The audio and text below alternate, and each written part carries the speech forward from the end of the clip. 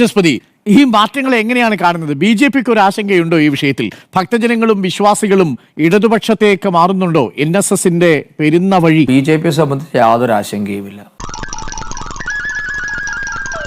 കാരണം അന്നും ഇന്നും ഞങ്ങൾക്ക് ഒറ്റ നിലപാടേ ഉള്ളൂ. ആ നിലപാട് ഭക്തർക്കൊപ്പമാണ്, വിശ്വാസികൾക്കൊപ്പമാണ്. വിശ്വാസികൾക്കൊപ്പം നിന്ന ഒരു പ്രസ്ഥാനവുമാണ് B J P.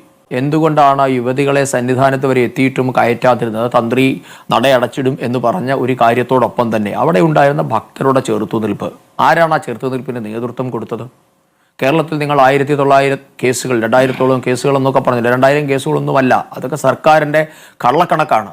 B J പിയുടെ അന്നത്തെ സംസ്ഥാന അധ്യക്ഷനായിരുന്ന ശ്രീമാൻ കെ സുരേന്ദ്രൻ്റെ പേരിൽ മാത്രം 600-ഓളം കേസുകളുണ്ട്. വിശ്വ ഹിന്ദു പരിഷത്തിൻ്റെ സംസ്ഥാന അധ്യക്ഷയായിരുന്ന ശശികല ടീച്ചർക്കെതിരെയുണ്ട് 500-ഓളം കേസുകൾ. അപ്പോൾ അതൊക്കെ 1900 എന്നൊക്കെ സർക്കാർ പറയുന്നത് വളരെ തട്ടിപ്പായ കണക്കുകളാണ്. ഇന്നും ഞങ്ങളെപ്പോലെയുള്ള പ്രവർത്തകർ കോടതി കയറി ഇറങ്ങുന്നുണ്ട്. അപ്പോൾ ഞങ്ങൾക്കതിൽ ഖേദമോ ഞങ്ങൾക്കതിൽ കുഴപ്പമൊന്നുമില്ല. പക്ഷേ എന്തുകൊണ്ട് യുവതി പ്രവേശം സാധ്യമായില്ല, അല്ലെങ്കിൽ യുവതികൾ നിർബാധം അവിടേക്ക് കയറിയില്ല എന്ന് ചോദിച്ചാൽ ഭാരതീയ ജനതാ പാർട്ടിയുടെ നേതൃത്വത്തിൽ അന്നത്തെ ഹൈന്ദവ സംഘടനകൾ ഉയർത്തിയ പ്രതിഷേധം കൊണ്ട് മാത്രമാണ്. അതുകൊണ്ടാണല്ലോ ഞങ്ങൾക്കെതിരെ മാത്രം കേസായത്, ഞങ്ങൾ മാത്രം ആ മർദ്ദനമേൽക്കേണ്ടി വന്നത്. CPIM ഒരു കുറ്റി അടിച്ചതിന് ശേഷം അതിന് ചുറ്റും അവർ തന്നെ കിടന്ന് കറങ്ങുകയാണ്. അവരൊരു സമയത്തൊരു നിലപാട് പറയും, അപ്പോൾ കുറേ നമ്മളിപ്പോൾ ആധുനിക ഭാഷയിൽ പറഞ്ഞ അന്തം കമ്മികളായ ചില വിവരദോഷികൾ പാർട്ടി പറഞ്ഞ നിലപാടിന് പുറകെ പോകുന്നു. കുറെ കഴിയുമ്പോൾ നേതാക്കന്മാർക്ക് തോന്നുന്നു അതല്ല ഇതാണ് ശരി, അപ്പോൾ കുറെ പ്രതി ഇങ്ങോട്ട് മാറും. ഇതിനപ്പുറത്തേക്ക് എന്ത് രാഷ്ട്രീയ നിലപാടാണ്? ഇതാണ് ഇതിന്റെ പേര് രാഷ്ട്രീയമെന്നാണോ അതോ വയറ്റിപ്പഴപ്പ് രാഷ്ട്രീയമെന്നാണോ എന്ന് കാലം വിലയിരുത്തട്ടെ. ഇത് വയറ്റിപ്പിഴപ്പ് രാഷ്ട്രീയമല്ലേ? ജയചന്ദ്രൻ പറഞ്ഞതുപോലെ ഇത് ഇടതുപക്ഷ നിലപാട് എന്ന് പറയാൻ ഇവിടെ ദാസ് ക്യാപിറ്റൽ ഇതൊന്നും എഴുതി വെച്ചിട്ടില്ലല്ലോ. അങ്ങനെ പറയാൻ ഞാൻ പറഞ്ഞിട്ടില്ല. അതത് സമയങ്ങളിൽ നിങ്ങൾ ഈ ജനകീയ ജനാധിപത്യത്തിന് വഴിമാറി കൊടുക്കാൻ വേണ്ടി സ്വീകരിച്ച അടവ് നയം അല്ലെ? CPIM നേതാക്കന്മാർ അല്ലെങ്കിൽ ഇടതുപക്ഷ നേതാക്കന്മാർ വളരെ മനോഹരമായ ഒരു പദപ്രയോഗത്തിൽ കൂടി അവസരവാദ രാഷ്ട്രീയത്തെ വിശേഷിപ്പിച്ച വാക്കാണല്ലോ അടവ് നയം എന്നുള്ളത്. മറ്റുള്ളവർ സ്വീകരിച്ചാൽ അത് അവസരവാദവും, ഇവർ സ്വീകരിച്ചാൽ അടവ് നയവും. NSSന്റെ കാര്യം പറയുമ്പോൾ എന്തായിരുന്നു നായർ സ്ത്രീകളെ പറ്റി PK ശ്രീമതി ടീച്ചർ അന്നത്തെ കാലഘട്ടത്തിൽ പറഞ്ഞത്? ഒന്ന്, മാതാ അമൃതാനന്ദമയി ദേവിയെ പറ്റി എന്തായിരുന്നു ഇവരുടെ നിലപാട്? ശബരിമലയെ പറ്റിയുള്ള നിലപാട് എന്തായിരുന്നു? എന്തായിരുന്നു? ഇതിനു മുൻപ് ഇവരുടെ ഒരു നേതാവ് പറഞ്ഞില്ലേ, ഞങ്ങൾ 4 പതിറ്റാണ്ട് അധികാരത്തിൽ നിന്ന് പുറത്തു പോയാലും 4 വോട്ടിനു വേണ്ടി സാമുദായിക നേതാക്കന്മാരുടെ തിണ്ണ നിരങ്ങാൻ ഞങ്ങളെ കിട്ടില്ല എന്നൊക്കെ പറഞ്ഞ് കൈയടിച്ച കുറെ മണ്ടന്മാർ ഈ നാട്ടിലുണ്ടല്ലോ. അവരോടും ഞങ്ങൾക്ക് സഹതാപമേ ഉള്ളൂ.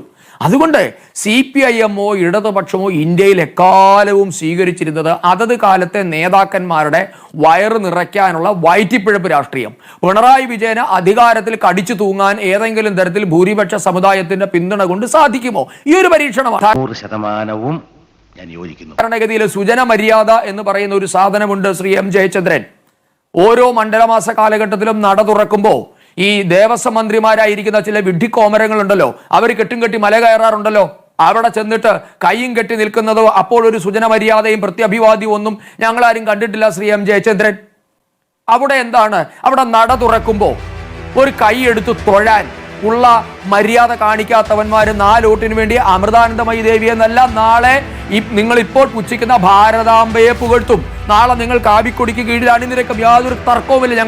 ഞങ്ങൾക്ക് ഇതൊക്കെ കണ്ടിട്ട് ഞങ്ങൾക്ക് ഗൂഢമായ ഒരു ആനന്ദമാണുള്ളത്. കാരണം ഇവരെന്തിനെയൊക്കെ തള്ളിപ്പറഞ്ഞോ, ഇവരെന്തിനെയൊക്കെ നിഷേധിച്ചുവോ അതിനൊക്കെ ഇവർ അടിമപ്പെടുകയാണ്. ഒരു കാലഘട്ടത്തിൽ എന്തായിരുന്നു വിശാല ഹിന്ദു സമ്മേളനം? 982 നടന്ന വിശാല ഹിന്ദു സമ്മേളനത്തിലാണ് കേരളത്തിൽ കർക്കടക മാസത്തെ രാമായണ മാസമായി ആചരിക്കാൻ തീരുമാനിച്ചത്. ആരുടെ തീരുമാനം? വിശ്വ ഹിന്ദു പരിഷത്തും RSSും അടക്കമുള്ള സംഘപരിവാറിന്റെ തീരുമാനം. P പരമേശ്വർജിയും ചിന്മയാനന്ദ സ്വാമികൾ അടക്കമുള്ള അന്നത്തെ ഹൈന്ദവ നേതാക്കന്മാരുടെ തീരുമാനം. ആ തീരുമാനത്തെ പിൽക്കാലത്ത് CPIM അംഗീകരിച്ചില്ലേ? എന്തായിരുന്നു അന്ന് തിരുനെല്ലി കരുണാകരൻ അടക്കമുള്ള അന്നത്തെ പുക്കാസ നേതാക്കന്മാർ പറഞ്ഞുകൊണ്ട് നടന്നിരുന്ന എന്തായിരുന്നു? രാമായണം കത്തിക്കൽ മഹാമഹം നടത്തിയില്ലേ കേരളം മുഴുവൻ? അവസാനം രാമായണ മാസത്തിൽ അഭയം പ്രാപിച്ചല്ലോ. പിന്നീട് ശ്രീകൃഷ്ണ ജയന്തി വന്നു. കേരളത്തെ മുഴുവൻ ശ്രീകൃഷ്ണ ജയന്തി അഷ്ടമിരോഹിണി ആഘോഷിക്കണമെന്ന സംഘപരിവാറിന്റെ ആഹ്വാനം കേരളം മുഴുവൻ ഏറ്റെടുത്തപ്പോൾ AKG സെന്ററിന്റെ നിലപാട് എന്തായിരുന്നു? കുട്ടികളെ വർഗീയതയിലേക്ക് നയിച്ചുകൊണ്ട് പോകുന്നു എന്ന് പറഞ്ഞു വലിയ കോലാഹലം ഉണ്ടാക്കി. ഇപ്പോ ആരാണ് ശ്രീകൃഷ്ണ ജയന്തി നടത്തിക്കൊണ്ടിരിക്കുന്നത്? എന്താണ് എന്നെ കുറിച്ച് ധരിച്ചത്? ഞാനൊരു ഉണ്ണാക്കനാണ്. ഇപ്പൊ ഞങ്ങളെ സുഹൃത്തി, കുറച്ചു കാലം കഴിഞ്ഞാൽ നിങ്ങളെയും നടത്തുക. ഇവരെയൊക്കെ തിരിച്ചറിയാൻ പറ്റാതെ വരുമോ സന്ദീപ് വചസ്പതി? അതൊരിക്കലും വരില്ലല്ലോ. കാപട്യത്തെ തിരിച്ചറിയാനുള്ള വിവരം എന്നും മലയാളിക്ക് ശരി തന്നെ NSSന്റെയും SNDPയുടെയും അടക്കം 28 ഹിന്ദു സമുദായ സംഘടനകൾ ഈ സർക്കാരിനൊപ്പമാണെന്നൊരു ആത്മവിശ്വാസം CPM-നുണ്ട് സന്ദീപ് വചസ്പതി. അത് BJPക്ക് രാഷ്ട്രീയമായി തിരിച്ചടിയാവോ? ഒരിക്കലും ഇല്ലല്ലോ. ഇരട്ടത്താപ്പാണ്. അവർ വോട്ടിനു വേണ്ടി തരാതരം പോലെ മാറി മാറി ചെയ്യുന്നതാണ്. നമ്മൾ ശുദ്ധ മലയാളത്തിൽ പറഞ്ഞാൽ അപ്പോൾ കാണുന്നവനെ അപ്പ എന്ന് വിളിക്കുന്ന നിലപാട് എന്നതിനപ്പുറത്തേക്ക് യാതൊരു ധാർമ്മികതയും ഇല്ലാത്ത നിലപാടാണെന്ന് കേരളത്തിലെ എല്ലാവർക്കും മനസ്സിലായ കാര്യം.